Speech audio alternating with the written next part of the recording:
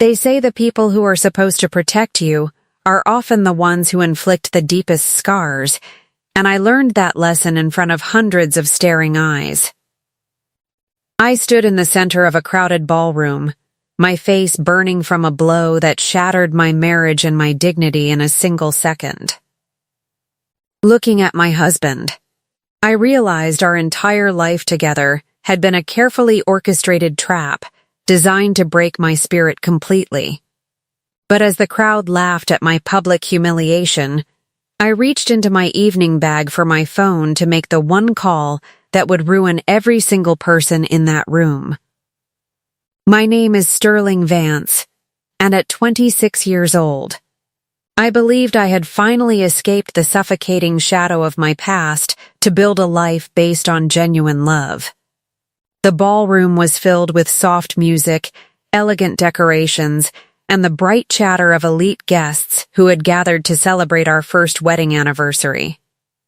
For months, my husband Vance and his wealthy parents had treated me like an unwelcome outsider who had infected their family tree. Yet, looking around at the smiling faces that evening, I foolishly believed the icy distance between us had finally melted into real acceptance. I met Vance 2 years ago while working as a junior designer, completely captivated by his effortless charm and the way he seemed to value me above everyone else. In a world where people only cared about status, his attention felt like a sanctuary, prompting me to make a choice that would ultimately test his true character. During a quiet dinner, I told him that I had no family left and had survived on my own for years, intentionally hiding my massive inheritance. I wanted a man who would choose me for my heart, not for the vast corporate empire that my father controlled. Vance embraced me tightly that night, swearing that my lack of background did not matter because we would build our own future together from scratch. Our happiness was short-lived, however, because the moment his elitist parents entered the picture, our quiet life turned into a psychological battlefield. His father, a ruthless businessman obsessed with social climbing, openly despised me for failing to bring wealthy connections or a massive dowry into their social circle. The subtle insults quickly evolved into blunt daily torments, with his family constantly reminding me that I was a useless nobody who had ruined their precious son's golden future.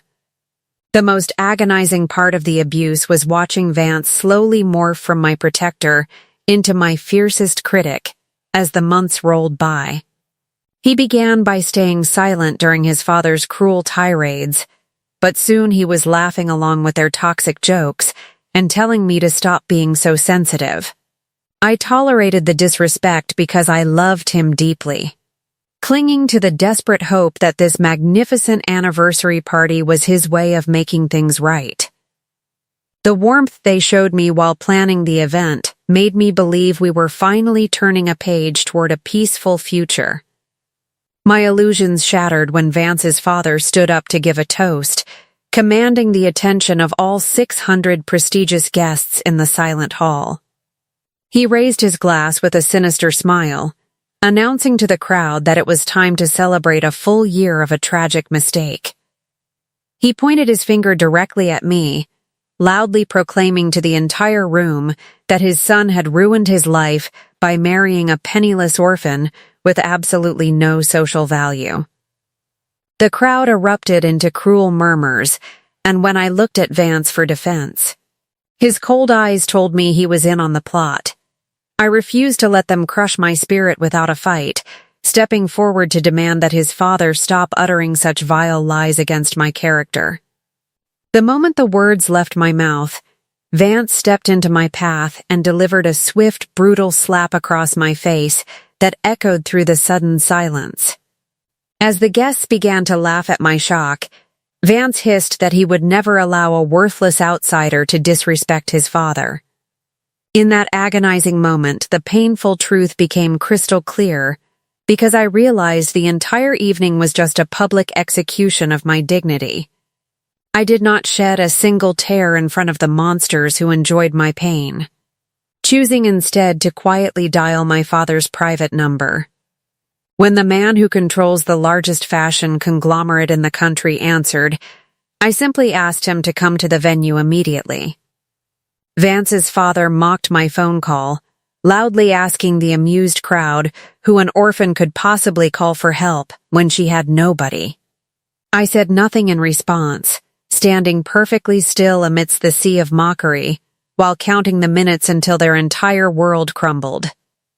The grand doors of the ballroom swung open shortly after, and my father walked into the room with an icy presence that instantly silenced the music.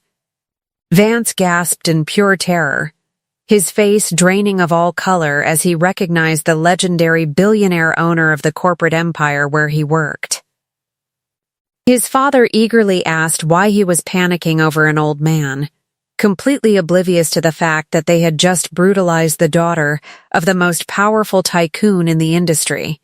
My father walked straight to me, his jaw clenching as his eyes locked onto the dark red mark on my cheek. With a voice that sounded like rolling thunder, my father demanded to know which person in the room had dared to touch his only daughter. Vance stumbled backward, stammering an apology while trying to explain that they had no idea I belonged to such a powerful and wealthy family. My father looked at them with pure disgust, revealing to the stunned crowd that the very company Vance worked for was already registered in my name. The room fell into absolute dead silence as the realization of their massive financial ruin settled over the terrified family. Vance fell to his knees, begging for forgiveness and claiming he loved me. But I simply looked down at him with complete detachment. My father coldly informed him that his resignation would be on my desk tomorrow morning, followed closely by aggressive divorce papers that would strip them of everything. They did not lose me because of my hidden wealth or my father's immense power. They lost me because they could not respect a human soul. If you enjoyed this story of ultimate justice, please remember to hit the like button and subscribe to the channel for more powerful narratives.